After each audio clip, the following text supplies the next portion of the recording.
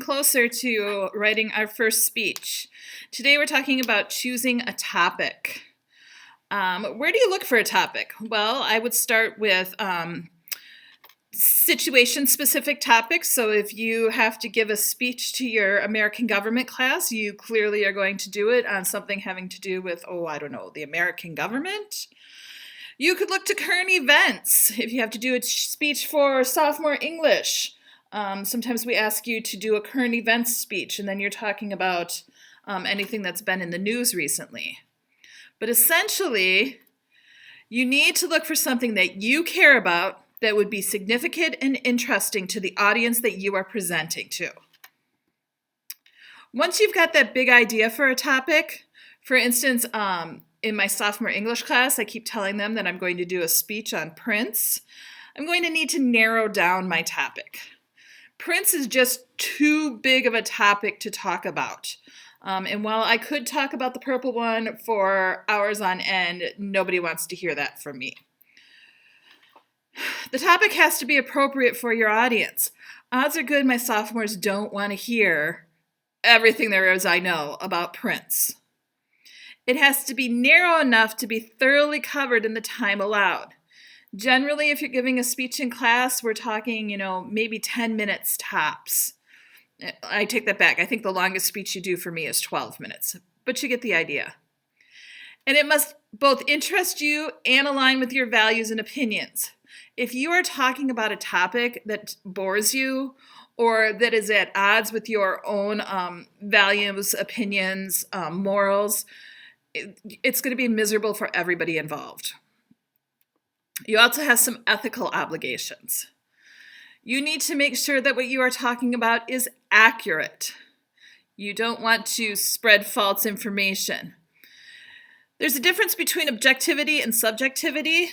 When you are just disseminating information to somebody, you're just telling them about something, it's important to remain objective and just give the facts. There are things that are subject to bias. It's really hard to remain utterly neutral on a topic, but you want to keep those biases and that subjectivity in mind when giving your speech. You want to make sure that it's in good taste. While we all had a little giggle about Grace's, I don't know why I almost called you Claire, Grace's stripper speech yesterday, I don't know that would be in good taste if I were inviting the school board in. Instead, you have to use your judgment to suit the topic to your audience. Basically, there are 3 purposes for speeches, and we are going to cover all 3 of them in this class. So the first purpose is simply to inform your audience about a topic. Again, that's my Prince one. I'm just going to tell you all about him. Then there's to persuade your audience to see things your way. So if I were going to not just tell you about Prince, but try to convince you that he was the greatest purple performer ever, that would be persuasive. And then the last kind is to participate in a ceremony. And that can be anything from like an after-dinner speech to a valedictorian speech to a eulogy at a funeral, roast, where people celebrate somebody by making fun of them. Just any sort of ceremony, that's the third purpose. So you have to define your purpose to begin with. And I kind of went through these things. They say it's still persuasive, but you're not really trying to convince anybody to see things through your point of view. Instead, you want them to understand something. You're not trying to change an opinion so much as you are trying to get across an understanding of something. I don't know how else to word it to you. Persuasive, that's where you want audience to feel the way you feel about something. You want to bring them to your side of the aisle, so to speak, or to convince them of your viewpoint. Generally, you want them to agree that something is the way you see it. And then there's almost always a call to action. So what is it you need me to do? And then those ceremonial speeches, you want your audience to be uplifted in some way. Even with the funeral eulogy, if you think about if you've ever heard one, those speeches tend to celebrate the moments in the deceased person's life. And it's meant to give you a moment of uplift about what you knew and this person that you've lost. Then you want to test your purpose once you've decided upon it. Does your purpose ask for an audience response? Like what to do about school referendums. There's a budget crisis at school. The community needs an involvement in building a new school. And there's the safety of the old middle school in question. Whoops, sorry, I went too far. What might the purpose? Holy man, did I just lose that? Okay, let's try this again. Sorry. It's just like I were here in the room with you. Okay. Where did I lean off? Testing your purpose. Okay, does this one ask for an audience response? It definitely does. Let's see, is it going to take me to that one? Nope, that's not what I wanted. There we go. If my topic is what to do about school referendums, there's a budget crisis, the community needs involvement in building a new school, and the safety of the old middle school was in question, what audience response do I need from them? Well, I need them to support my school referendum. Then you want to ask, is it realistic? So does it ask for an audience response? And then is your call realistic? So I want my audience to understand every aspect of the proposed referendum budget. I want my audience to ensure that the referendum will pass, or I want my audience to agree that the referendum is the best option for Berlin schools. Which one of those would you say is the most realistic? Hopefully you said this third one here, because to understand every aspect, that's a lot. I don't know that anyone beyond maybe the superintendent and the school board gets every aspect.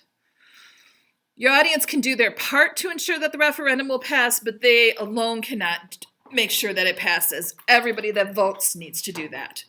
And so your purpose is you want your audience to agree that this referendum is the best option for Berlin schools.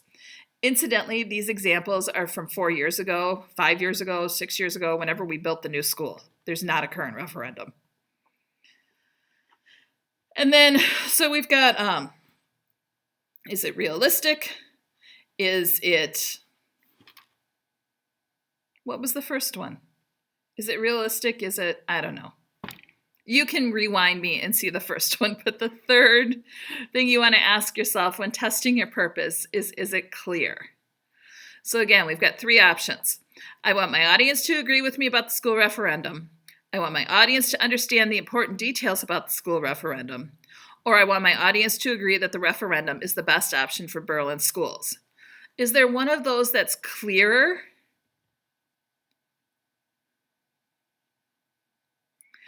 I think that when you're talking about things, this middle one is probably the clearest. I want them to understand the important details, although I think that the other 2 are also pretty clear.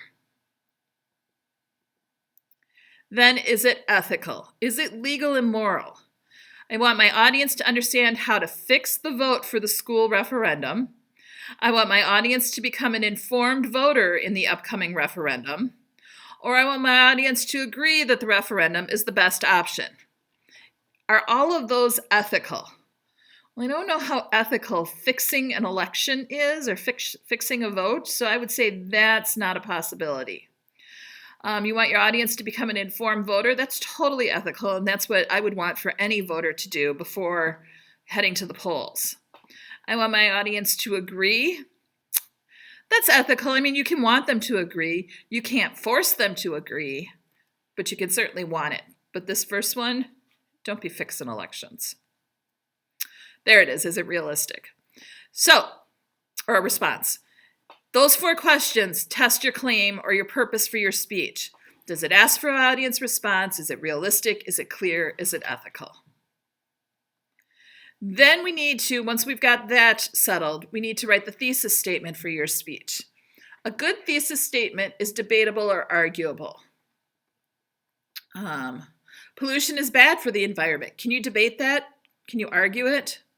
You certainly can. I don't know that there's a lot of people that would say, no, pollution is not bad for the environment, but there is another side to it. It's definitely debatable. At least 25% of the federal budget should be spent on limiting pollution. Is that debatable? Yeah. You can say more or less. Then, it changed. Let's see if I can back up. That was the only one on there. Okay. So then a good thesis statement is a complete declarative sentence. That means it ends in a period and it makes a statement. Why should we spend at least 25% of the federal budget on limiting pollution? It's not even a sentence, that's a question. Instead, at least 25% of the federal budget should be spent on limiting pollution. That's a complete declarative sentence that makes a statement. A good thesis statement is focused and limited in scope. You don't want a huge topic. Drug use is detrimental to society. Is that narrow enough? Probably not. You could go on and on and on and talk about drug use and its detriments.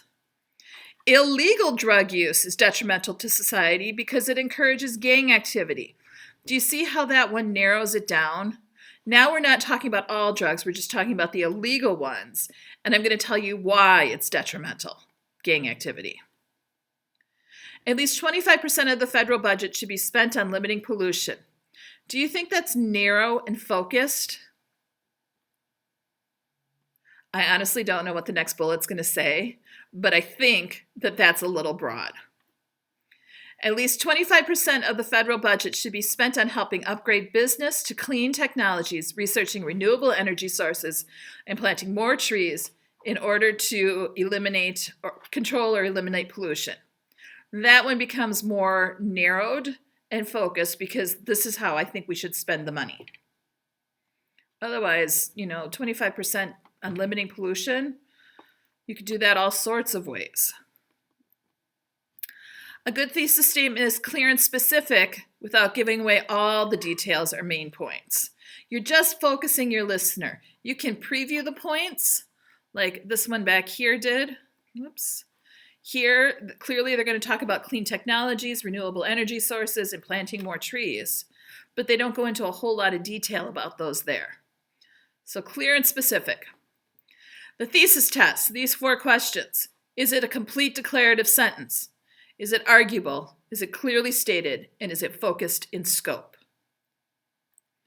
So let's take a look at these 4 and decide, are they debatable, complete declarative sentences, clear and narrow? I'm going to ask you to pause this and as a class, talk about all 4 of them. Once you've decided what they do, then turn it back on and I'll go through them. So I'm going to stop now and you hit pause. Okay, welcome back. Our first thesis statement, what some people refer to as global warming, is actually nothing more than normal long-term cycles of climate change. Is that debatable? Sure is.